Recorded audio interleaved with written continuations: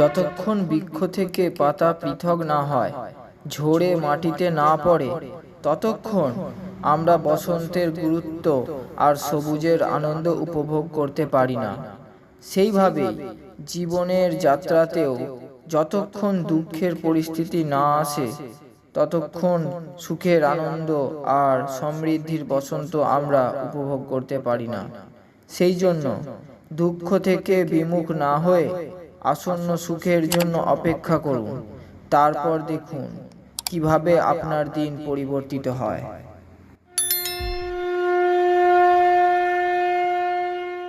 আমাদের মন সর্বদা ভ্রমের অন্ধকারে বিভ্রান্ত হয়ে থাকে। এমনই এক ভ্রম হলো সুখের। আমরা মনে করি যখন সকল দুঃখ দূর হয়ে যাবে তখন আমাদের মন সুখী হবে। কিন্তু সত্য হলো এটা, যখন মন সুখী থাকে তখন সকল দুঃখ নিজে থেকেই দূর হয়ে যায়। সেই জন্য পরিস্থিতি যেমনই হোক না কেন, নিজের মন সর্বদা সন্তুষ্ট আর সুখী রাখুন। তারপর দেখুন কিভাবে জীবনে সব দুঃখ দূর হয় আর সুখের নদীর ধারা বয়ে যায়। বিশ্বাস কোনো জীবনের আধার, যা আমাদের সংসারের সঙ্গে যুক্ত করে, আপনজনদের আপনজন বলার সামর্থ্য প্রদান করে। কিন্তু অনেক সময় আমাদের বিশ্বাস ভেঙে যায়। সেই সময়ে আমরা এই সংসারেরই বিরোধিতা করতে শুরু করি। যদি কেউ আপনার বিশ্বাস ভঙ্গ করে, তাহলে ক্রুদ্ধ হবেন না, কারণ সে আমাদের শিক্ষা দিচ্ছে যে বিশ্বাস স্মরণের থেকেও অধিক বহুমূল্য।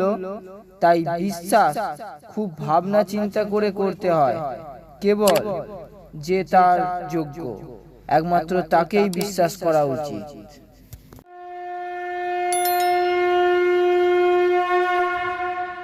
মানুষের সব সম্পর্কের আধার হলো প্রত্যাশা।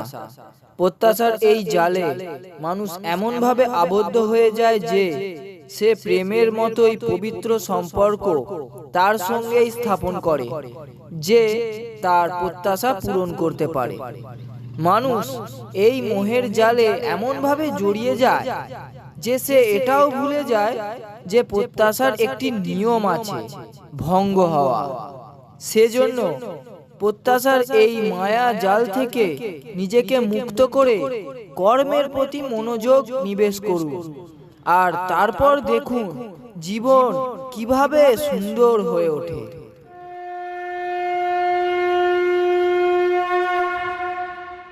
সমর্পণ এর অর্থ যতটা সাধারণ ততটাই বিশাল। এটা সেই ভাব যা স্বতঃস্ফূর্তভাবে কেবল তখনই আসে যখন আপনি নিজের মধ্যে থেকে বেরিয়ে নিজেকে দেখেন। যখন আপনি নিজের সব ইচ্ছা ভুলে, তখনই হয় সমর্পণ। কখনো আরাধ্যের জন্য, কখনো লক্ষ্যের জন্য, আবার কখনো স্বপ্নকে বাস্তব করার জন্য। এই সংসারে যদি কিছু পেতে হয়, তাহলে নিজেকে সেই অবস্থায় আনতে হবে যেখানে কোনো ইচ্ছা থাকবে না, কোনো ভয় থাকবে না। তখনই আপনি সম্পূর্ণ যোগ্য হয়ে উঠবেন আর আপনার আরাধ্যের কৃপা লাভ করবেন, আর আপনি লক্ষ্যের প্রসাদ লাভ করবেন।